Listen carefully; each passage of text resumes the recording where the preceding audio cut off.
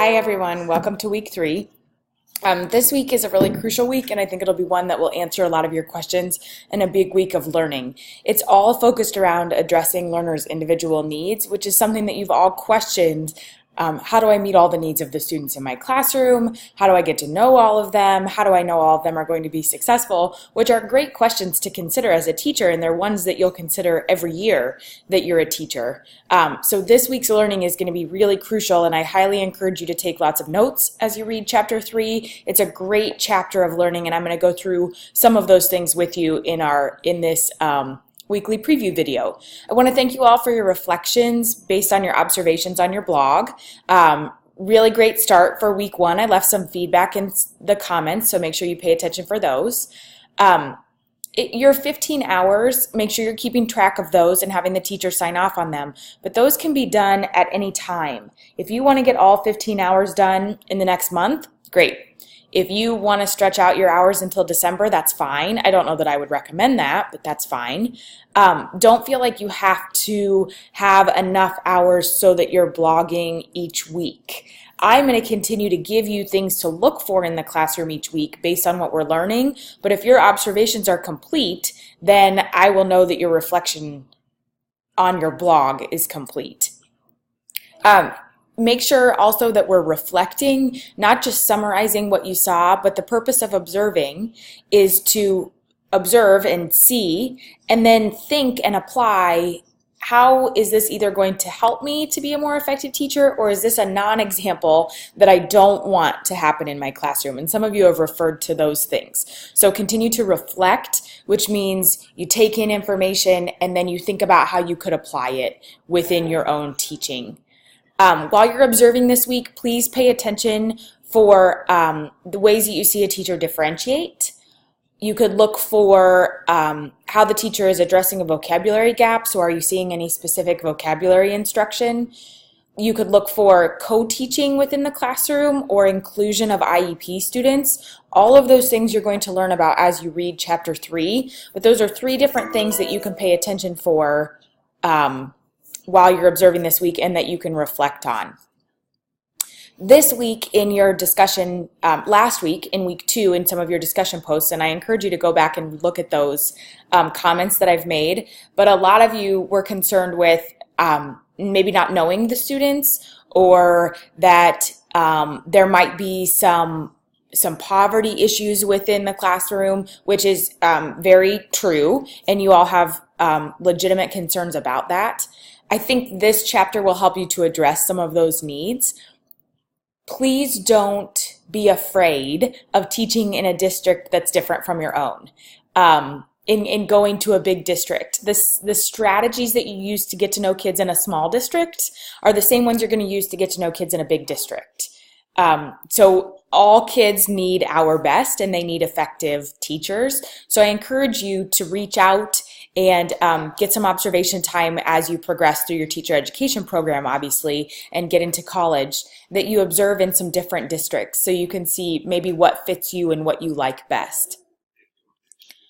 Again, this week is all focused on addressing individual learners' needs and how we make sure that every single student in our classroom is growing, and that's the goal. I've added 2 videos in the resources tab that I want you to watch. One is Howard Gardner. I guess I have 3 here. Howard Gardner, How Education Should Be, The Growth Mindset, What It Is, How It Works, Why It Matters, and then her TED Talk. Carol Dweck has done a majority of the research behind growth mindset. I don't know if it's something you're familiar with or not, but you need to be. And so I want you to know what the growth mindset is. It refers to it in the chapter 3 reading in talking about the brain's plasticity. So I want you to pay specific attention to that. But I want you to watch these 3 videos and include what you've learned here in your discussion posts. So please make sure that you do that. And those are all referred to on 82 and 83 in your book, is where it refers to the brain has plasticity, and also Gardner's multiple intelligences. Those will be something that you'll continue to hear about and learn in your education courses, but it's something to be aware of as you're planning and designing your lessons. On page 94 in your reading, you're going to learn about something called response to intervention.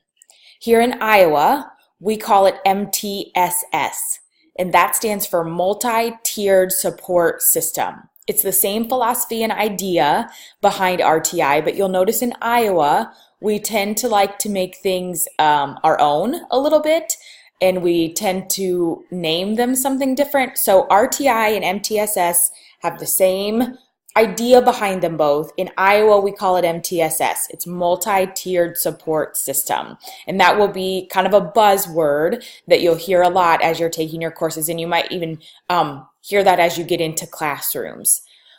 Page 99 is specific information on the vocabulary gap. Please pay attention to that. It is huge. I'll go to that and read a little bit about that for you. About the vocabulary gap, but it really is crazy. It's estimated that a child's vocabulary doubles between grades 3 and 7. Doubles. So if our students aren't getting vocabulary instruction, they're being held behind, and that's not okay. A lot of you also commented last week or brought up how you want to make sure you have a safe learning environment for your students. On page 103 specifically talks about how to create a safe and caring classroom environment. So through the end of the chapter talks a little bit about bullying, which will be something I know you're interested in and want to learn more about. And there's a great table on page 105 about how you can create physical safety and cultural safety within the classroom. Again, this entire chapter is fantastic. Lots to learn. I even learned things as I do all the time when I'm reading about different things from this chapter, even with my experience. So I encourage you to read the entire chapter. I hope that you're taking notes as you're reading this book. You'll be turning this book in.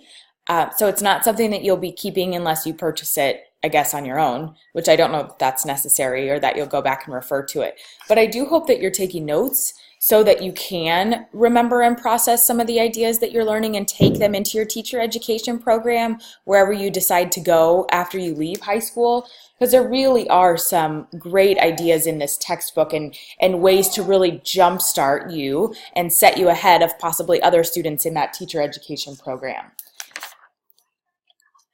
A couple things I wanted to point out from the text. At the very beginning, as you begin to read, which I think the teacher interviews are huge, and it's a great way to model what you might ask in a teacher interview, but pay attention to that starting on page 75. And then in the introduction, it's something that you may not have experienced as students. I hope that you have, but if you haven't, it's something that I want you to be aware of as you begin teaching. On page 77, it says, thinking about student learning in terms of how each student is unique or exceptional is essential to becoming an exceptional educator. I don't know, and you could probably think in your experience as a student, have your teachers specifically paid attention to how you're unique or exceptional and then keyed into those to help you to learn? And if not, then you know that that's something that you need to learn a lot about, and you possibly haven't observed or felt what that feels like, but that you want to do that for your students. Again, the key objective for this chapter is to help you begin developing a repertoire of ways to see each student as unique. Gardner's multiple intelligences will be key in doing that. As you will hear often, teachers are supposed to differentiate instruction. Differentiation is something you're going to hear. It's kind of a buzzword. People try to make it a lot more complicated than what it is. It's not. It's teaching in different ways because you're aware that all of your students don't learn in the same way. So differentiation means customizing your teaching in ways that facilitate learning for each of your students. It's not creating 16 different lessons. It's presenting something visually and making sure that you present it auditorily and giving students something to move and do with their hands. So then you're meeting visual learners, auditory learners, and kinesthetic learners. It can be as simple as that. As I'm flipping through the book here, there were a couple things that I wanted to make sure to share with you. Again, on page 80 is that brain plasticity, which will directly align with growth mindset and the Carol Dweck video. On page 81, talks about some of the research behind why we do what we do as teachers. As a teacher, you need to appreciate that your students will bring different cognitive, emotional, and social capabilities to school based on their past experiences. Your task is to understand where each of your students begins and to differentiate your instruction in ways that build from there. So you all are aware that it's really important to get to know your students. So based on what they come from, that's going to impact their behavior and academics in the classroom. Not that it's an excuse why they're not learning, because there are no excuses why students are not learning. All students can learn, and we have control within our classrooms. But it is going to make a difference. Do not assume that any of your students cannot continue to develop. It is our task to provide a supportive and rich instructional environment so that each student can continue to develop. And you'll learn some ways to do that in this book. One strategy that I think is great in getting to know your students and then also building that mutual respect and that positive learning environment is to send home positive notes. So on Fridays, I would pick a couple students that I would send home a positive note, and I would write the note and I would put it in an envelope and I would write their name on it and I would hand it to them and I would say, I want you to take this home. And some students would give me a really scared look, thinking that it was something bad that I wanted them to take home. And I would say, you can read it. So they would open it up and they would read it, and it would just brighten their faces and they would love it. And they all took it home, and I got parent emails and phone calls thanking me for sending notes home. So either a handwritten note or making a phone call, just to 2 or 3 students a week, and then the next week I would do it to 2 or 3 different students, and so on, was a great way to build mutual respect and a positive learning environment within our classroom. And every single student in your classroom has something great going on. Maybe it's not academics. Maybe they're great socially. Maybe they're very polite.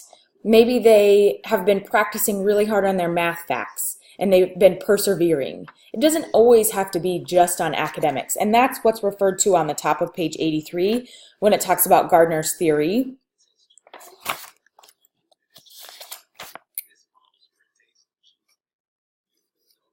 One thing that I want to point out that the authors also agree with is something not to do. On page 84 at the top, it says, your challenge will be to devise instructional approaches that take advantage of the rich diversity of all of your students. Do not teach as your authors regularly find teachers doing. So these authors obviously spend a lot of time in classrooms observing, similar to what you're doing. I guess I would challenge you to see if this is what's happening in the classrooms that you're observing in, and that would be a non-example of something you want happening in your classroom. But do not teach this way. Students seated in a block, the teacher standing and talking at the front, short teacher questions followed by right or wrong student answers, and students then completing desk assignments. It's very traditional, or what was happening when we were creating factory workers in the 1920s, 30s, and 40s. And our students have to be creative. They have to be problem solvers. They have to know how to persevere through a challenge. And just being given information by the teacher, answering a couple of questions, and then practicing is not helping them to work on those collaborative, creative skills. Again, as you're observing, pay attention to whether you see inclusion, whether you see a co-teacher maybe as a special education teacher. I'm interested if any of you are thinking about possibly getting your special education endorsement. If you are, include that in your discussion post this week, and pay specific attention to pages 86, 87, and continuing on. It'll give you a different insight as to how the general education teacher and the special education teacher work together. Really pay attention to the Teacher's Lounge on page 89 and the rest of chapter 3. I'm going to cut my video off because I'm almost out of time, and I know it's been a long one this week, but I'm really excited for the learning that you're going to have this week, and I'm excited to hear about your observations and also some new things that you've learned and want to apply based on your reading. Have a great week.